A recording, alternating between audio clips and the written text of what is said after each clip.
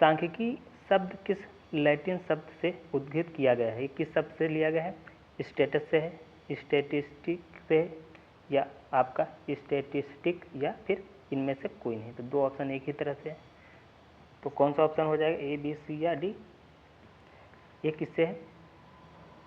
ये किससे बना है? तो ये आपका स्टेटस से बना है। तो कौन सा ऑप्शन हो जाएगा आपका? ये ऑप्शन करेक्ट हो जाएगा, स्टेटस। ठीक, सांख्यिकी आपकी किससे बनी है? स्टेटस से बनी है, तो हम ए ऑप्शन के साथ चले जाएंगे। अगला क्वेश्चन, आंकड़ों को सरल, आसान और संक्षिप्त करने में कौन सा एक प्रक्रिया नहीं है? वर्गीकरण, रेखाचित्र, प्रस्तुतिकरण, सारणीकरण या सामान्यीकरण? तो कौन सा ऑप्शन करेक्ट हो जाएगा? किससे हम आंकड़ों को सरल और संक्षिप्त करने की प्रक्रिया कौन सी नहीं है? तो ये आपकी सामान्यीकरण।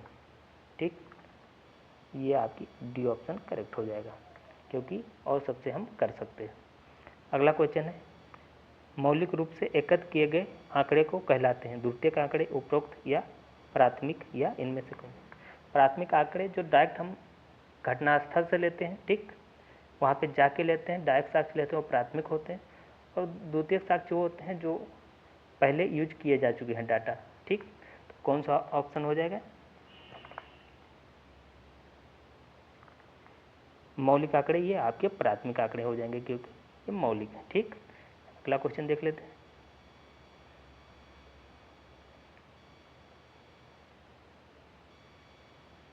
अगला क्वेश्चन है आपका, केंद्रीय प्रवृत्ति के मापों में सबसे अधिक विश्वसनीय और शुद्ध माप है? माध्यांक है, बहुलक है, माध्य है, उपरोक्त सभी?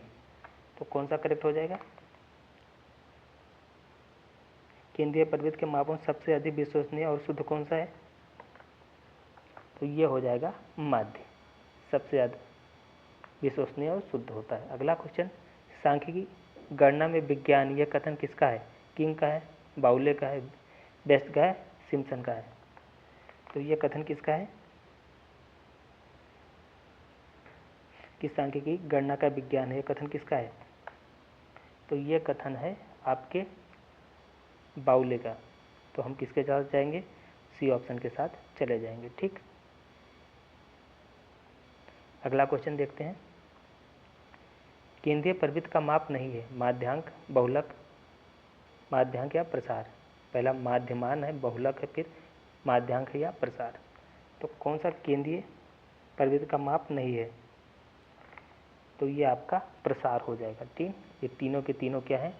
केंद्रीय प्रवृत्ति के मान है, और ये प्रसार नहीं है। ठीक, अगला क्वेश्चन, आंकड़ों के प्रकार हैं? अवर्गीकृत, वर्गीकृत, अवर्गीकृत, वर्गीकृत, या इनमें से कोई नहीं? तो आंकड़ों के प्रकार कौन कौन से हो जाएंगे?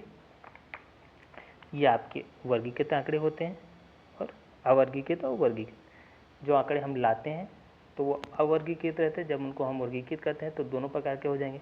तो हम क्या चले जाएंगे? हम सी ऑप्शन के साथ चले जाएंगे, वर्गीकृत और अवर्गीकृत। अगला क्वेश्चन है, औसत का दूसरा नाम क्या है? माध्य, चतुर्थांश, माध्यिका, या इनमें से कोई नहीं? तो औसत क्या होता है?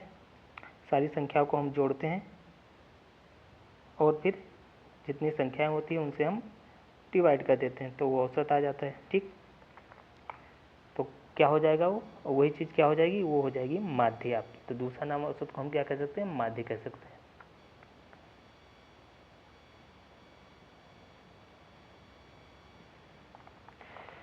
अगला क्वेश्चन है, वह प्राप्तांक जो किसी प्रदत्त को दो बराबर भागों में बांटता है कहलाता है? समांतर माध्य, बहुलक, माध्यिका, उपरोक्त सभी? तो कौन सा ऑप्शन हो जाएगा?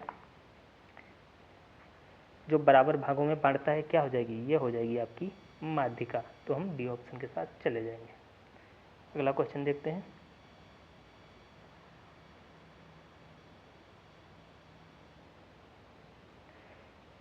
पदों के योग पदों की संख्या से भाग देने पर जो प्राप्त होता है क्या कहलाता है? प्रसरण कहलाता है, प्रसरण, बहुलक कहलाता है, माध्यिका या माध्य? ठीक, तो क्या कहलाता है? वो माध्यिका कहलाती है। ठीक, प्रसरण क्या होता है? जो सबसे ज़्यादा हाई डाटा होता है, सबसे अधिक मान और कम मान, दोनों को घटाते हैं, जो आता है वो प्रसरण होता है। बहुलक क्या होता है? डाटा में जो सबसे ज़्यादा बार जो आंकड़ा आता है, डाटा आता है, वो बहुलक हो जाता है। माध्य क्या होता है? कुल दी हुई संख्या को जब कुल संख्या से डिवाइड करते हैं तो वो माध्य प्राप्त हो जाता है। तो ये रहा आपके चैप्टर के MCQ क्वेश्चन जो सारे कंप्लीट हो गए हैं। यदि वीडियो अच्छी लगी हो तो इसे लाइक कीजिएगा, शेयर कीजिएगा और चैनल को सब्सक्राइब कर लीजिएगा। जय हिंद, जय भारत।